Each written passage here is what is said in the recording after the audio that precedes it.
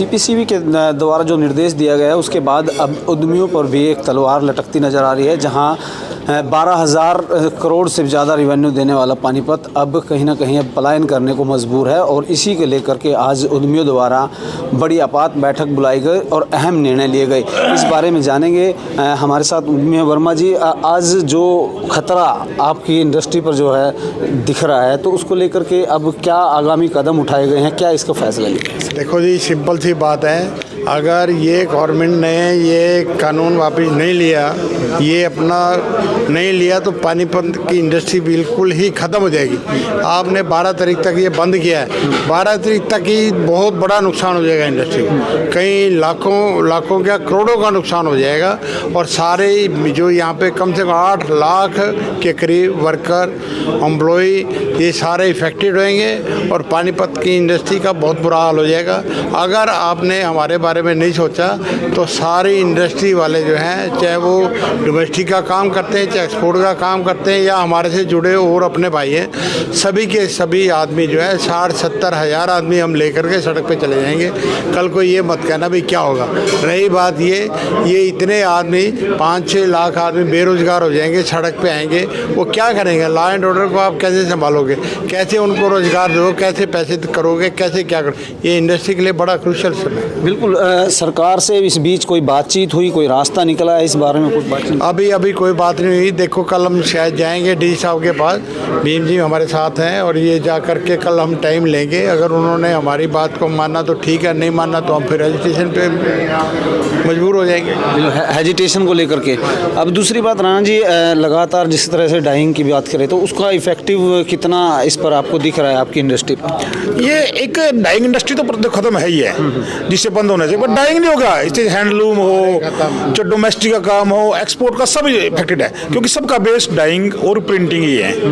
तो इसके बारे कुछ नहीं हो सकता। इंडस्ट्री वो डाइंग प्रिंटिंग है तो सब कुछ है, पर समस्या भी ये है, आजकल एक गैस पे इंडस्ट्री को लेके जाओ, कैसे गैस पे चला लेंगे? आज गैस का रेट 54 रुपये है, और सूरत में 5 रुपये किलो कोयला मिल रहा है, लिग्नेट। और पंजाब में, हमारा लुधियाना में पेटको की यूज रहा आज भी, तो कैसे कम्पीट करेंगे? तो यहाँ की इंडस्ट्री अपना प्लान की तरफ जा रही है। इसको रोकने के लिए हरियाणा सरकार को और सेंट्रल गवर्नमेंट को कुछ करना चाहिए। सेंट्रल गवर्नमेंट और हरियाणा सरकार इस बारे में नहीं कोई उपाय निकालती है, बीच का रास्ता नहीं निकलता, तो ये तय माना जाए कि इस पलायन करने को उद्यमी जो है तैयार हैं?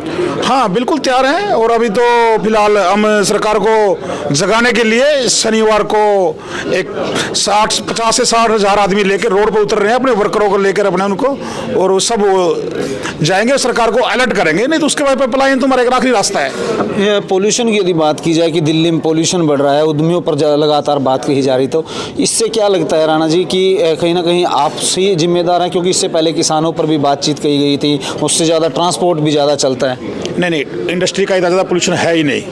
देखो, आज जो पोल्यूशन है, मैं आपको एक थोड़ा डाटा देता हूँ। आज पोल्यूशन आज पानीपत में 110 है, 89 भी गया है, 84 भी गया है, थोड़ा अप भी डाउन जाता है, तो वहाँ पे इतना ही है। पिछले साल ये ज़्यादा था। क्यों था? उससे पिछले साल और ज़्यादा क्यों था? क्योंकि जो हमारा ये एक्वाई मीटर है, टोल टैक्स पे लगा हुआ है। अब की बार क्या है, देखो, बड़ी गहराई की वजह, टोल टैक्स पे अब की बार गाड़ियाँ नहीं खड़ी होती, हमारा एक्वाई ठीक है।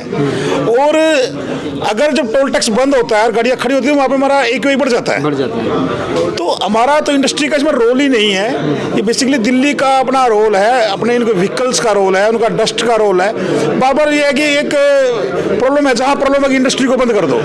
खुद ये जो ECD है वो खुद मानते हैं कि इंडस्ट्री का रोल 11% है, पर मैं 11 नहीं मानता, मैं 1 ही मानता हूँ। गुरुग्राम और फरीदाबाद की यदि बात की जाए तो वहाँ पर भी गैस को लेकर के वो उनसे भी आपकी बातचीत होती होगी, वहाँ पर थोपा गया है, क्या चीज़ है उसको लेकर के, क्या कुछ? कल पूरे NCR हरियाणा की मीटिंग हुई थी मुरथल में। हम सब NCR हरियाणा के जो 14 डिस्ट्रिक्ट है, सभी के प्रतिनिधि वहाँ पे आए थे, मीटिंग हुई थी वहाँ पे, वो भी बात हुई थी। वो भी कह रहे थे कि हमारी इंडस्ट्री गैस पे नहीं चल सकती, हम बंद की ओर जा रहे हैं। अब मीटिंग के दौरान एक बातचीत की जा रही थी कि अडानी का जो फैसला है वही सरकार जो है मान रही है, ये कहीं ना कहीं थोपने की बात है, अल्टरनेट निकालने की बजाय एक आदमी की तरफ जो है रुख करना चाह रही है सरकार। नहीं, इसमें ऐसा है, देखो इसमें अडानी ही नहीं, कई एजेंसीज हैं, कई इंद्रप्रस्थ है, कोई क्या नाम बेल के नाम से है सोनीपत में। तो जहाँ पे जो कंपनी देगी, जहाँ पे IOC अडानी देगी तो उस जिले में वो ही देगी, जहाँ करनाल में इंद्रप्रस्थ दे दी। तो ऐसा इन्होंने किया है कि मोनोपोली कर दी, जबकि ऐसा नहीं करना। जैसे बिजली दिल्ली में कर दे, कोई भी कंपनी दे सकती है, टीवी का है, कोई भी कंपनी अपना चैनल चूज कर सकता है, तो इस तरह कर देना चाहिए, नहीं तो ये मोनोपोली हो रही है। बांग्लादेश में जहाँ तक पीछे मुझे याद है 12 रुपए के बिल मैंने भी देखे, मैं भी शायद व्हाट्सएप पड़े होगा, मैं दिखा दूंगा। वहाँ एक जगह 12 रुपए है बांग्लादेश में, वो हमारे कंपटीशन में है, लेबर वहाँ सस्ती है, क्या होगा? क्या हमारी उड़ाने की है? बड़ा अच्छा एक डाटा देता हूँ, पानीपत 50,000 करोड़ का इंपोर्ट करता था, 3D बेडशीट और पोलर और मिंक।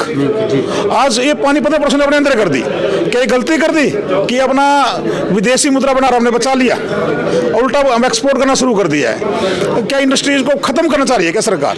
इसके बारे में अब सरकार की यदि बात की जाए, रिवेन्यू है, रिवेन्यू हाथ से जाएगा। मैं बातचीत जब आप मीटिंग कर रहे थे तो कह रहे थे कि पंजाब की तरफ जो है पलायन किया जा सकता, उत्तराखंड की तरफ पलायन किया जा सकता, तो सरकार को भी सीधे तौर पर रिवेन्यू का भी जो है नुकसान होता नज़र आ रहा है। तो इससे दूसरी बात, एम्प्लॉय की बात करें तो 8 लाख एम्प्लॉय जो है काम करते हैं इस इंडस्ट्री में, तो उसको लेकर किस तरह से देखते हैं? देखिए, जहाँ तक पलायन की बात है, पलायन किसी की भी मजबूरी होती है, शौक से कोई नहीं जाता। तो यहाँ हमें मजबूर किया जा रहा है कि आप यहाँ से जाइए, जबकि हमने बड़े शौक से यहाँ इंडस्ट्री लगाई और इंडस्ट्री को पनपाया और हजारों करोड़ रुपए में सरकार को रेवेन्यू जनरेट करके देते हैं, लोगों को रोजगार भी, विदेशी विनिमय जनरेट करके देते हैं। बड़ी बात है।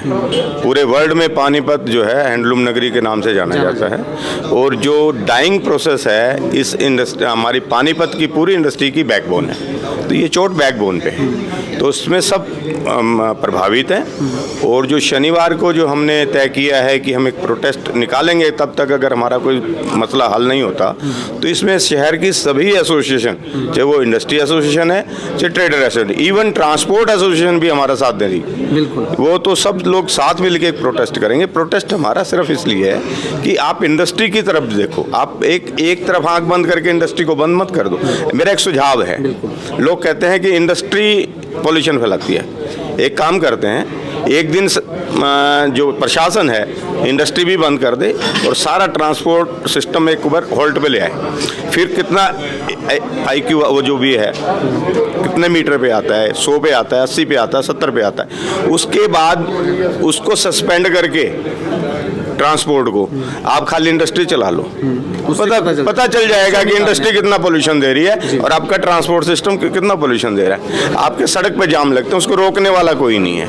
यदि गैस की तरफ जो है वो करते हैं तो उसमें सब्सिडी दी जाए, क्योंकि बहुत सारी जगह अलग अलग रेट्स हैं, उसको लेकर के कोई बातचीत, क्योंकि बॉयलर है वो चेंज करना पड़ेगा यदि गैस इसको लेकर है जी।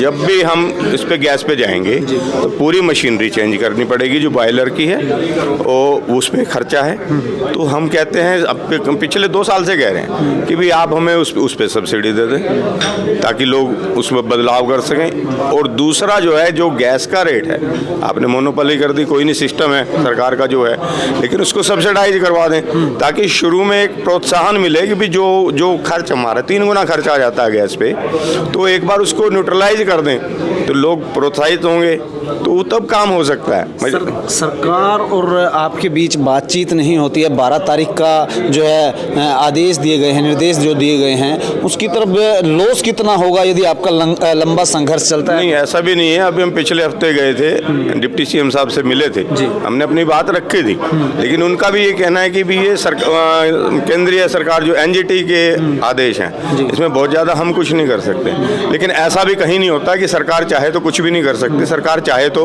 कुछ कर सकती है, क्योंकि यहाँ भी वही सरकार है, केंद्र में भी वही सरकार है, तो अगर वो चाहें तो बीच का रास्ता निकाल सकता है, सरकार को निकालना चाहिए। आखिरी सवाल, अभी हाल ही में कल शायद वो आंदोलन जो 1 साल से चल रहा था वो खत्म हो जाए, अगला आंदोलन जो है यदि आपकी बातचीत नहीं होती है तो उद्यमी सड़कों पर आंदोलित रहेंगे? देखिए, वो किसान आंदोलन है, वो उनका कोर वोटर है, उनकी वो सब सुनते हैं। उन्होंने नेशनल हाईवे, ना केवल नेशनल हाईवे, जो देश का मुख्य नेशनल हाईवे है वो जाम कर दिया 1 साल। सरकार ने कुछ नहीं किया ना, अल्टीमेटली वापस ले लिया। उसमें भी बहुत सारे किंतु परंतु है ना जी। इंडस्ट्री तो हमेशा सरकार के साथ चलती है, सरकार के लिए चलती है, रेवेन्यू देते हैं, सरकार के लिए चलती है, सरकार के जो नागरिक हैं देश के उनके लिए चलती है। 8 लाख आदमियों को रोजगार देना कोई छोटी बात नहीं है। वो प्रभावित अगर हम हैं तो वो भी तो है ना जी। तो सरकार को जो है ना गंभीरता से सोचना चाहिए, अति गंभीरता से सोचना चाहिए कि भाई इस इंडस्ट्री को भी हमें उसी नज़रिए से देखना चाहिए। हम कोई उद्दंडता तो कर नहीं सकते, हम उस तरह के प्राणी इंडस्ट्री में नहीं है कि वो उद्दंडता करें, लेकिन हमारा प्रयास ये है कि सरकार को जगाया तो जाए। इसलिए शनिवार का दिन रखा है, बीच में 2 दिन का समय इसीलिए दिया है। एसोसिएशन इसमें शामिल होने इसमें सरकार जो इंडस्ट्री की जो तमाम एसोसिएशन है पानीपत शहर की, वो सभी इसमें शामिल होंगी, और इवन ट्रेडर एसोसिएशन इसमें शामिल होंगी, और इसमें जो ट्रांसपोर्ट एसोसिएशन उसने भी वो कहा है कि हम आपके साथ हैं। कितने लोग जो है, क्या रूट मैप तैयार किया गया, मीटिंग में क्या उसका प्लान तैयार किया गया? देखिए, रूट हम जिमखाना क्लब वहाँ से हम इकट्ठे होंगे, वहाँ से चलेंगे। कितने लोग शामिल? हमारा टारगेट 50,000 का है।